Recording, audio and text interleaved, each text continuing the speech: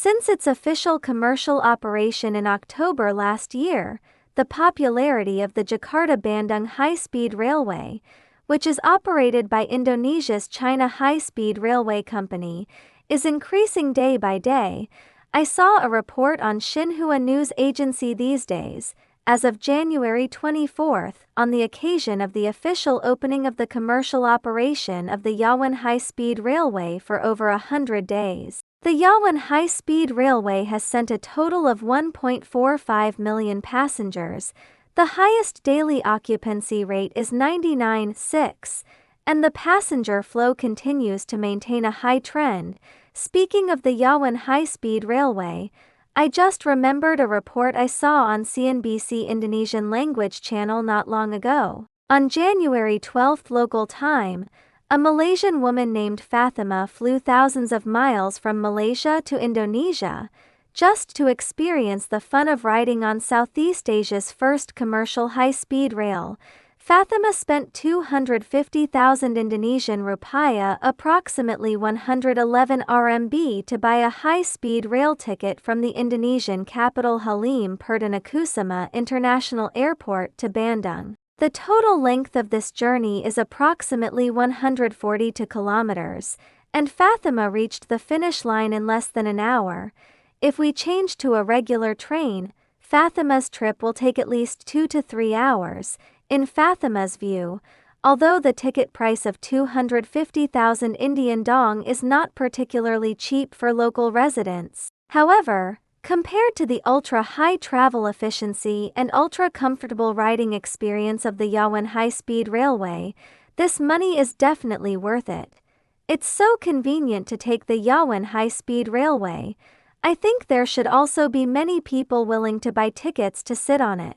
According to Fatima, she has also taken similar high-speed trains in Europe and Saudi Arabia before, so this trip to Indonesia to take the Jakarta-Bandung high-speed rail can be considered her third high-speed rail journey in her life. Fatima has given considerable praise to the Yawan high-speed railway, believing that China's technology is no less advanced than that of Europe. The only regret is that we don't have this kind of high-speed rail in Malaysia yet. I am very willing to try this new thing, so I had to fly to Indonesia to experience the roaring train here, Indonesia's nickname for the Fuxing train. Sitting on this train did give me a different travel experience. The Yawan high-speed railway is well deserved. This 250,000 Indonesian rupiah is worth it. Coincidentally, on the day Fatima flew specifically to Indonesia to experience the Jakarta-Bandung high-speed railway, on January 12, Kyodo News Agency in Japan also disclosed a news related to high-speed rail. Kyodo News Agency quoted sources as saying, "Because the Malaysian government may reduce government funding for the joint high-speed rail project between Singapore and Malaysia, the Singapore-Kuala Lumpur high-speed rail, the Japanese project team, fearing that no one would take over, ultimately decided to withdraw from the bidding." Affected by this, Malaysian Prime Minister Anwar said that the Malaysian government will reassess the impact of Japanese companies exiting on the Xinlong high-speed rail project. Due to Japan's midway withdrawal, Singapore and Malaysia may have to transfer the Singapore-Malaysia high-speed rail project to a third party at that time. Who exactly does this third party refer to? The Malaysian government has not pointed it out, but you can't resist the commotion of many new Malaysian netizens who don't mind the big picture. Under the comments section of YouTube-related video information, with the news of Japan's withdrawal from the Xinlong high-speed railway, many netizens in Singapore and Malaysia simply took Japan to hold a roast conference.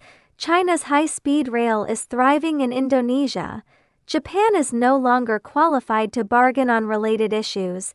Japan now is just a pawn of the United States. Japan is no longer the glorious samurai kingdom of the past. Let's just talk about the things Japan has done before. I understand everything. Even if they take over the Xinlong high-speed railway, I'm afraid it won't be completed in the end. It is already the best choice for them to slip away before the truth is revealed. In the past, the Malaysian Prime Minister once said, "I hope Malaysia can learn from the East."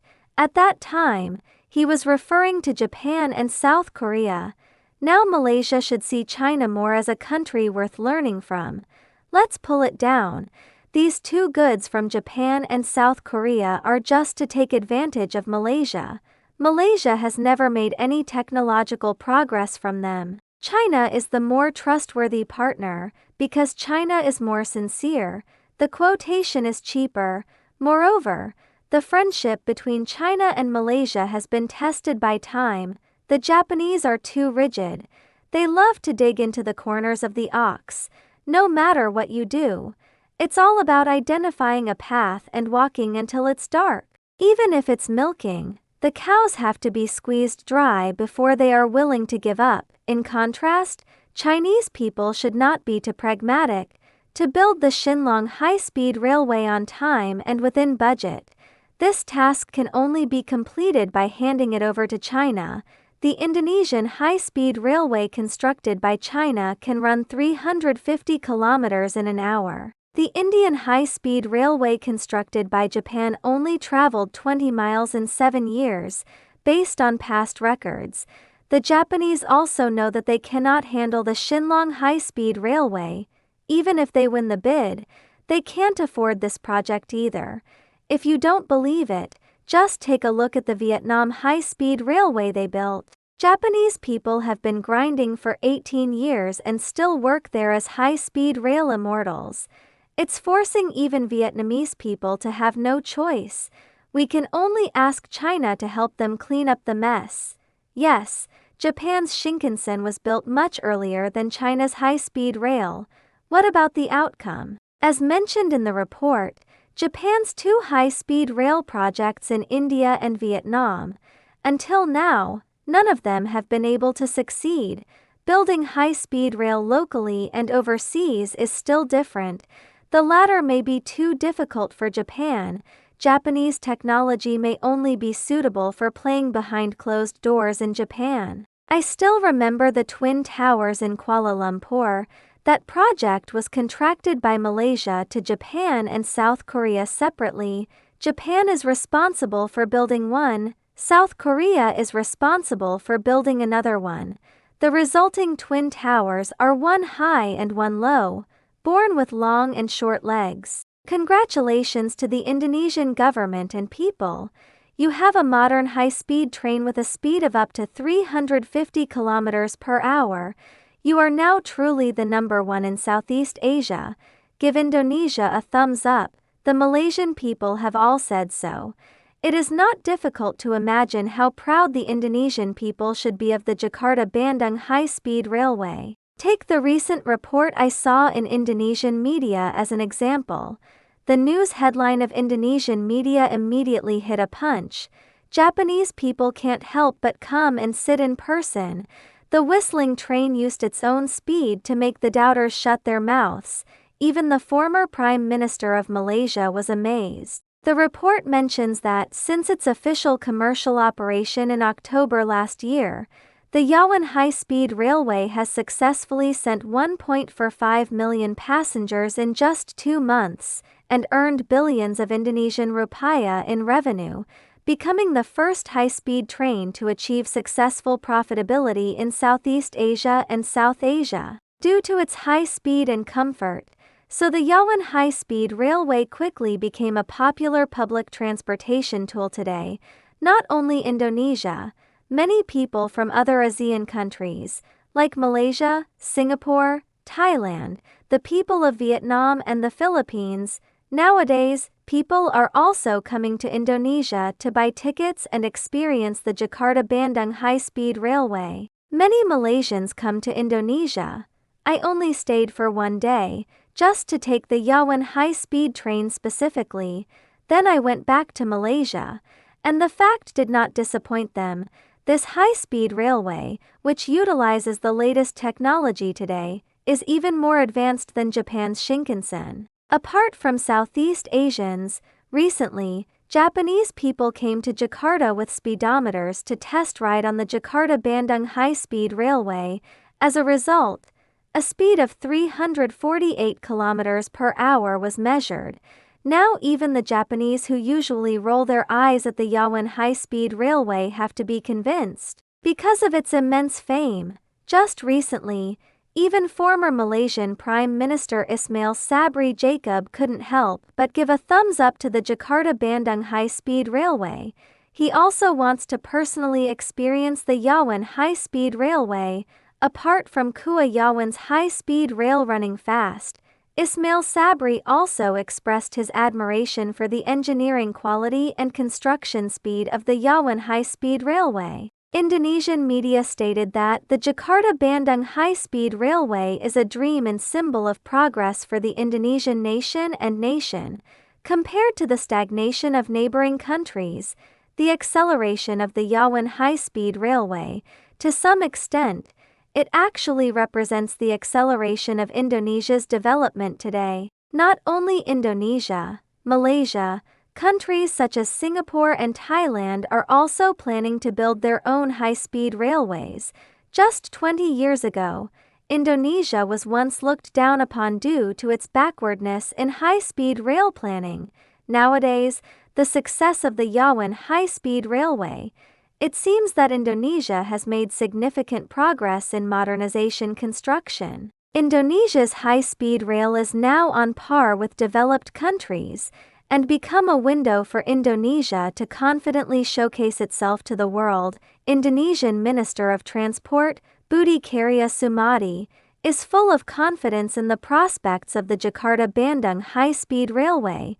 He believes that the success achieved by the Yawan high-speed railway is only the first step of the long march. The Yawan high-speed rail will eventually become the best high-speed rail, set a shining example for high-speed rail around the world. The report mentions that the success of the Yawan high-speed railway, this greatly inspires the Indonesian government's technological confidence and enthusiasm for China's high-speed rail. Indonesia is currently accelerating the second phase of the Jakarta-Bandung high-speed railway project, that is, the high-speed railway line from Jakarta to Surabaya-Sabah high-speed railway. If everything goes smoothly, it is expected that the Yasi high-speed railway will begin trial operation in 2026. This is also a Southeast Asian country. We are also building high-speed railways. Look at Indonesia, looking at Vietnam again, countries like Malaysia and Singapore. I have to say, choose the right direction and route. Sometimes it's really much more important than just knowing to work hard, because if you choose the wrong direction and route from the beginning, the harder you work, the farther away you will be from your destination. The high-speed rail projects in Indonesia and Vietnam are the most typical examples. Choosing China's high-speed rail. One option is to choose the Japanese Shinkansen. As a result, Indonesians have now happily taken the Jakarta-Bandung high-speed railway to travel. However, Vietnamese people still can only complain on social media about what they entrust to others. High-speed rail infrastructure is a major event in the country's development for 100 years. The mentality of being greedy for small gains is absolutely unacceptable. Moreover, having Japan repair the Shinkansen is not a cheap option. As long as it is a Southeast Asian country that sincerely makes friends with China, everyone should know, we don't have as complex thoughts about ASEAN as the United States and Japan. Hello ASEAN, China is good. China is good. ASEAN will only be better. The Yawan high-speed railway has already made a good start. Welcome everyone to take our Chinese express and free ride in the future. We dare not say anything else, but one thing we Chinese people can guarantee is that our high-speed rail will definitely be faster than Japan's Shinkansen, more comfortable, more cost-effective, and the construction speed is also faster. On October 26, 1978, during my visit to Japan, under the strong promotion and display from Japan, Comrade Xiaoping took the Guang 81 train on the Shinkansen in Japan. I experienced a land journey from Tokyo to Kyoto, approximately 370 kilometers. During the ride, Japanese staff have asked him about his views on the riding experience of the Shinkansen. Regarding this, Comrade Xiaoping's answer is, "Just feel fast." It has the meaning of urging people to run. We are now suitable to take such a car. Time has passed and circumstances have changed. 46 years have passed in a blink of an eye. Sitting on the Yawan high-speed railway at a speed of 350 kilometers per hour. I believe that, nowadays, many people in Southeast Asia. I should also be able to understand Comrade Xiaoping's feelings when he said these words back then. Back then, Japan urged China to run. Now it's China's turn to urge ASEAN to run. ASEAN takes the fast train and free ride of China's development. At the right time, the current ASEAN, it is suitable to take the Fuxing train from China. The high-speed rail project from Jakarta to Bandung has achieved great success. The average occupancy rate has reached an astonishing 90. Due to being warmly sought after by the public, the number of trips that were originally 14 per day has doubled to 28. This high level of operational efficiency has attracted high attention from the Indonesian government. They decided to continue inviting China to participate in the extension project of the high-speed rail line. What's confusing is that, despite the significant success of the Jakarta-Bandung high-speed railway in Indonesia, but the Chinese government appeared hesitant in responding to this invitation. This has aroused people's curiosity. What are the reasons that have raised doubts in China about the construction of extension lines? Perhaps it contains more complex considerations and strategic considerations. This is worth further exploration and understanding. Yeah.